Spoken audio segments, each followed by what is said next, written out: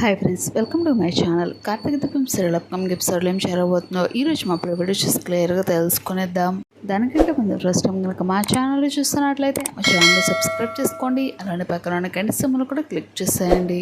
ఇక వీడియోలోకి వెళ్ళినట్లయితే పారిజాతం జ్యోత్స్న వేసిన ప్లాన్ని తిప్పికొట్టిన కార్తీక్ షాక్ లో పారిజాతం జ్యోత్స్న ఎందుకు అసలు సీరియల్లో ఈ ట్విస్ట్ ఎలా జరగబోతుంది, దీపను ఇంట్లో నుంచి పంపించాలి అని చెప్పేసి అంటూ దీపం మీద వేసిన కుట్రను అసలు పారిజాతాన్ని రివర్స్ లో అయ్యేలాగా కార్తీక్ ఎలా చేశాడు, జ్యోత్స్న పారిజాతం ఎందుకు షాక్ అయ్యారు, ఇది ఎలా జరుగుతుంది మీరు తెలుసుకోవాలి అనుకుంటే ఈ వీడియోని ఎక్కడ స్కిప్ చేయకుండా అన్ని వరకు చూసేయండి. అప్పుడే మీకు క్లియర్ గా అర్థమవుతుంది.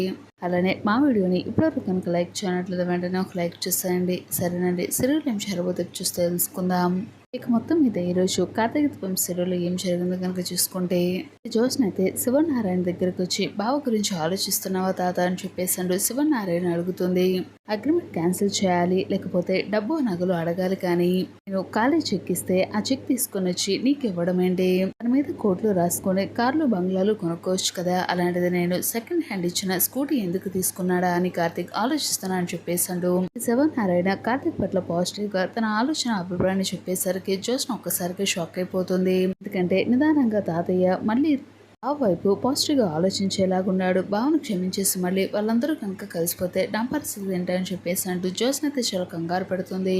అగ్రిమెంట్ కోసమే ఇంటికి వచ్చినట్లు అనిపించడం లేదు అని కార్తీక్ గురించి శివనారాయణ అనుమానాన్ని వ్యక్తం చేస్తాడు. చూడు నాన్న, వాడికి మనమంటే ప్రేమ అని అంటూ దశరథ అనేసరికి నీ కూతురుని కాదని దీప మెడలో తాళి కట్టినప్పుడు, అలాగే వాడు మన ఎదురించి ఇలా మాట్లాడినప్పుడు ఇలానే అనుకోవాలి కదా అని చెప్పేసాడు. ఎదురు ప్రశ్న వేస్తాడు శివనారాయణ. దీపని ఎవరో పొడిస్తే మన ఇంటికి పోలీసులను పంపాడు, అది ప్రేమేనా అని చెప్పేసి అడుగుతాడు. జ్యోత్స్న మీద అనుమానం ఉంది నాన్న అని చెప్పేసాడు. దశరథ మనసులో అనుకుంటాడు, వాడికి సపోర్ట్ చేస్తావు ఏంటి దశరథ, నీ పద్ధతి నాకు అసలు నచ్చడం లేదు అని చెప్పేసాడు. శివనారాయణ చాలా సీరియస్ అవుతాడు దశరథ మీద. నా మనవరాలు ఏ తప్పు చేయదు, ఏదైనా తప్పు చేసినా సరే అది కార్తీక్ దీప కారణంగానే అని చెప్పేసాడు. శివనారాయణ చాలా సీరియస్ అవుతాడు. వాళ్ళ గురించి మీరెందుకు గొడవ పడతారు, దీప కార్తీక్ భార్యగా ఉన్నంత కాలం కార్తీక్ మన మనిషి కాలేడు అని చెప్పేసి అంటుంది సుమిత్ర. వాడు మారలేదు, మన కూతురి మారిపోయింది అని చెప్పేసి అంటూ జ్యోత్స్న గురించి తన మనసులో అనుకుంటాడు. మరో పక్క దశరథ అయితే ఇక మరోవైపు మా ఇంట్లో ఆరు బయట ఆకాశం చూస్తూ అలానే కూర్చుంటారు దీప కార్తీక్ ఇద్దరు కూడా. మన పెళ్లి పెద్ద అరుతది ఎక్కడ ఉందా అంటూ చూస్తున్నానని చెప్పేసి అంటూ కార్తీక్ దీపతో చెప్తాడు. ఇంత మంచి పెళ్ళాన్ని ఇచ్చినందుకు థ్యాంక్స్ చెప్దామని చూస్తున్నా అని చెప్పేసి అంటాడు కార్తీక్ చాలా సరదాగా దీపతో. అయితే అత్తకు థ్యాంక్స్ చెప్పాలని దీప అంటుంది. తెల్లవారు అడుగుతూనే ఉంటావా ఏంటి అని చెప్పేసాడు కార్తీక్. అంటే తెల్లారులు చెప్తూనే ఉంటారని చెప్పేసి దీప అంటుంది. నిద్రకు ఆగలేవని కార్తీక్ అనగానే కోపంతో లేచి వెళ్లిపోతుండగా ఆమె బయట సోఫాకి చిక్కుకుంటుంది దీపదైతే. దీంతో కోపాలు చాలండి శ్రీమతి గారు అంటూ ఇద్దరు కూడా సాంగ్ వేసుకుంటారు. చక్కగా నవ్వుకుంటూ స్టెప్పులు వేస్తారు.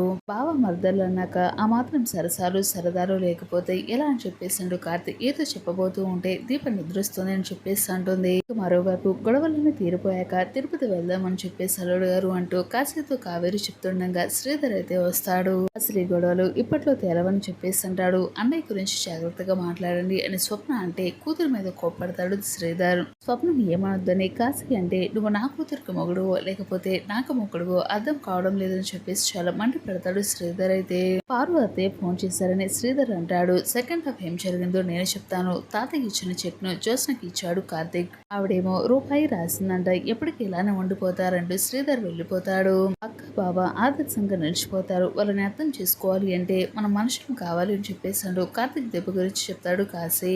ఇక మరోవైపు దీప కార్తీక్ కలిసి ఇద్దరు ఏదో పెద్ద ప్లాన్ లోనే ఉన్నారని జ్యోత్స్నకైతే అనుమానం వస్తుంది. ఇంతలో దీప కార్తీక్ డాన్స్లు వీడియోలు కలిసి ఉన్న ఫొటోస్ అయితే జ్యోత్స్న ఫోన్ కు వస్తాయి. ఇక వెంటనే కార్తీక్ ఫోన్ నుంచి కాల్ వస్తుంది. ఎందుకు పంపావు అంటే బావ అని చెప్పేసి అంటూ జ్యోత్స్న అయితే సీరియస్ అవుతుంది. బావ కాదు మరదలు నేను దీపను అని చెప్పేసి అంటూ మాట్లాడుతుంది దీప.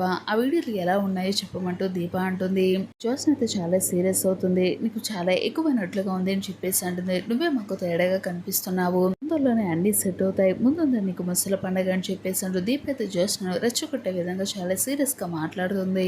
నిజానికి నువ్వు ఊపి లాంటి దానివి, పైకి మామూలుగానే ఉంటావు కానీ అడుగు పెడితే లాగిస్తావని జ్యోత్స్నతో దీప అంటుంది. ఇక దీనికి కౌంటర్ ఉంటుందని జ్యోత్స్న చెప్తుంది. నీ బావ కాదు నా బావ అని దీప అంటే జ్యోత్స్న చాలా చిరాకుతో ఊగిపోతుంది. ఇది కేవలం 3 నెలల ముచ్చటని జ్యోత్స్న అంటే అవును ఆ పేరు పెట్టి పిలుస్తుంది దీప. నీకు ముందుంది పెద్ద పండుగ, ప్రతి రాత్రి శివరాత్రి, ప్రతిరోజు ముత్యాలమ్మ జాతర అని చెప్పేసి మొత్తానికి వార్నింగ్ ఇచ్చి కాల్ కట్ చేస్తుంది దీప. జ్యోత్స్న చాలా టెన్షన్ పడుతూ ఉంటుంది. అసలు నేను ఇంటి వారసురాలను కాదు అని ఫీల్ అవుతున్నా అని చెప్పేసాడు. నిజాన్ని గనక బయట పెడితే ఒకవేళ 3 నెలలు ముచ్చటే కదా అని చెప్పేసాడు. పారిచేతంతో దీప అన్న మాటల గురించి చెప్తూ ఉంటుంది జ్యోత్స్న. ఆ విషయం కనుక తెలిస్తే దీప ఎందుకు అలా మాట్లాడుతుంది అని చెప్పేసాడు. పారిచేత నచ్చి చెప్పే ప్రయత్నం చేస్తున్నది జ్యోత్స్నకి. ఎందుకంటే అదే అసలైన వారసురాలు అని చెప్పేసాడు. మొత్తానికి జ్యోత్స్న పారిచేతానికి చెప్పబోతూ ఒక్కసారిగా ఆగిపోతుంది. నిజానికి దీప అసలైన వారసురాలని పారిచేతానికి తెలియదు కదా అని జ్యోత్స్న వెంటనే తన మనసులో అనుకుని వెంటనే ఆ మాటను ఆపేస్తుంది. కాసు బాబాయి అంటూ ఏదో ఒకటి కలిపే ప్రయత్నం చేసి తనకి జ్యోత్స్న మాట్లాడిందంతా కూడా పారిచేతంతో కవర్ చేస్తుంది జ్యోత్స్న. గ్రాని నువ్వేం చేస్తావో నాకు తెలీదు, దీప్ మాత్రం ఇంట్లో ఉండకూడదు, నువ్వే దాన్ని పంపించేసేయాలి, ఒక హెల్ప్ చేయి అని చెప్పేసి జ్యోత్స్న మొత్తానికి పారిచేతాన్ని అడుగుతుంది. ఇప్పుడు జ్యోత్స్న దాని సంగతి నేను చూస్తానని చెప్పేసాడు. పారిచేతం అయితే అంటుంది దీపని ఇంట్లోకి రానివ్వద్దు, నేనే దాన్ని లోపలికి రానిచ్చి పెద్ద తప్పు చేశాను, ఆ తప్పును నేను ఇప్పుడు అలాగైనా సరిదిద్దుకోవాలి, ముందు దీపని ఇంట్లో నుంచి పంపించాలి అని చెప్పేసి అంటూ మొత్తానికి జ్యోత్స్న తన మనసులో అనుకుంటుంది. పొద్దున్న దీప కాఫీలు అందరికీ కూడా ఇస్తుంటుంది. ఇందులో పారిచేతం అయితే యాక్టింగ్ అయితే స్టార్ట్ చేస్తుంది. కాంచన పెళ్లికి నా కోసం కొన్ని వజ్రాల దుద్దుల్లో ఓ బొట్ట కనిపించడం లేదు అని అంటూ సుమిత్ర ముందు తన నాటకాన్ని మొదలు పెడుతుంది. పారిచేతం ఎక్కడైనా పెట్టి మర్చిపోయి ఉంటావేమో అని చెప్పేసాడు. ఇటు దశరథ శివనారాయణ పారిచేతానికి నచ్చి చెప్పే ప్రయత్నం చేస్తాడు. పారిచేతం మాత్రం వినిపించుకోదు. స్నానం చేసి రెడీ అయ్యాక ఒకటి కనిపించడం లేదని పారిచేతం అయితే చెప్తుంది. మిస్ అవ్వటం కాదు దొంగతనం చేశారు అని చెప్పేసి పారిచేతం అయితే ఆరోపిస్తుంది. వాళ్ళు ఖచ్చితంగా గజ దొంగలు అయి ఉంటారు, పోలీసులకు కంప్లైంట్ ఇద్దామని చెప్పేసి అంటాడు కార్తీక్. దొంగతనం చేసింది నీ పిల్లమే అని చెప్పేసి పారిచేతం ఆరోపణలు వేస్తుంది. గది శుభ్రం చేసేందుకు వచ్చి బీరువా తెరిచి చేత్తో పట్టుకుని పోయావు అని చెప్పేసి మొత్తానికి కట్టుకథ అల్లుతుంది పారిచేతం. ఊరికే నిద్ర వేస్తే నుంచి మరీ కొట్టాల్సి వస్తుంది పెద్దలు అని చెప్పేసి మొత్తానికి కార్తీక్ అయితే వార్నింగ్ ఇస్తాడు. వెంటనే పారిచేతం నిద్ర వేయటం కాదు నిరూపిస్తాను పదండి అని చెప్పేసి వెంటనే సుమిత్రని తీసుకొని పారిచేతం కిచెన్ లోకి అయితే వెళ్తుంది. కిచెన్ లో ఎక్కడ వెతికినా సరే బుట్ట మాత్రం కనిపించదు. ఇక పారిచేతంకి అయితే అనుమానంగా ఉంటుంది. ఇదేంటి స్వయాన నేనే తీసుకొని వచ్చి ఇక్కడే పెట్టాను కదా, ఈ వంట చేసే దీప దగ్గర ఉంచాను కదా, ఇదేంటి బుట్ట కనిపించడం లేదు, ఏమై ఉంటుందా అని చెప్పేసి అంటూ మొత్తానికి చాలా కంగారు పడుతూ ఉంటుంది. ఇక వెంటనే సుమిత్ర అయితే రతియ ఎందుకు నువ్వు లేని పనులు నిద్ర వేస్తున్నావు, కొమ్మ తీసేది నీ గదిలోనే ఉందేమో ఒకసారి చూసుకోవచ్చు కదా అని చెప్పేసి అంటూ ఇక పారిచేతాన్ని తీసుకొని సుమిత్ర అయితే లోపలికి వెళ్ళి తన గదిలోనే వెతుకుతూ ఉంటుంది. అది ఎక్కడా కూడా కనిపించదు. పోయిందని చెప్పేసి అంటూ ఇల్లంతా కూడా వెతుకుతూ ఉంటారు. తర్వాత జ్యోత్స్న గదిలో కూడా వెళ్ళి వెతుకుతారు. జ్యోత్స్న కబోర్డ్ లో మొత్తానికి ఆ బుట్ట అయితే కనిపిస్తుంది. ఒక్కసారిగా అందరూ షాక్ అయిపోతారు. జ్యోత్స్న అయితే స్టన్ అయిపోతుంది. ఏంటి రాని నువ్వేం చేసావు, ఈ బుట్టను తీసుకొని వచ్చి దొంగతనం చేసిందని ఆరోపిస్తావు అనుకుంటే నా దగ్గర పెట్టావేంటి అంటే నువ్వు నన్ను దొంగను చేయాలి అనుకుంటున్నావా ఏంటి అని అంటూ పారిచేతం మీద చాలా సీరియస్ అవుతుంది. ఇందులో శివనారాయణ అయితే కూడా పెట్టి నువ్వే మర్చిపోయావని నేను ముందే చెప్పాను కదా, ఎందుకు లేనుకొని నిందలు వేస్తావు వేరే వాళ్ళ మీద అని చెప్పేసి అంటూ శివనారాయణ సీరియస్ అక్కడి నుంచి వెళ్ళిపోతాడు.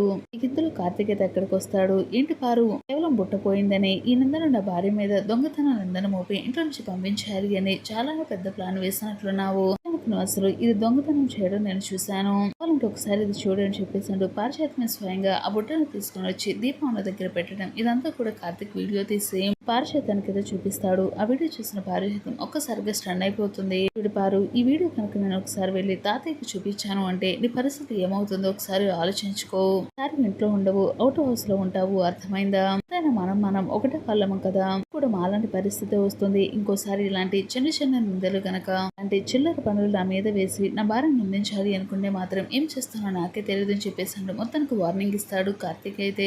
దాంతో పారిచేతం చేసిన ఇద్దరు కూడా ఒక్కసారిగా ఉలిక్కి పడతారు. మరి అప్కమింగ్ ఎపిసోడ్ అయితే ఖచ్చితంగా అయితే జరగబోతుంది. దీప ఏ తప్పు చేయలేదని పారిచేతం కావాలని ఇదంతా చేసింది అని చెప్పేసాడు. మొత్తానికి కార్తీక్ అయితే పారిచేతానికి వార్నింగ్ ఇవ్వబోతున్నాడు. వీడియో మీకు ఎలా అనిపించిందో తప్పకుండా కనుక ఒక లైక్ చేయండి. అలానే మా channel Karthika Deepam serial upcoming episode ఏం జరుగుతుంది డైలీ తెలుసుకోవాలనుకుంటే మన ఛానల్ సబ్స్క్రైబ్ చేసుకోండి. అలానే పక్కన గంట సింబల్ కూడా క్లిక్ చేసేయండి.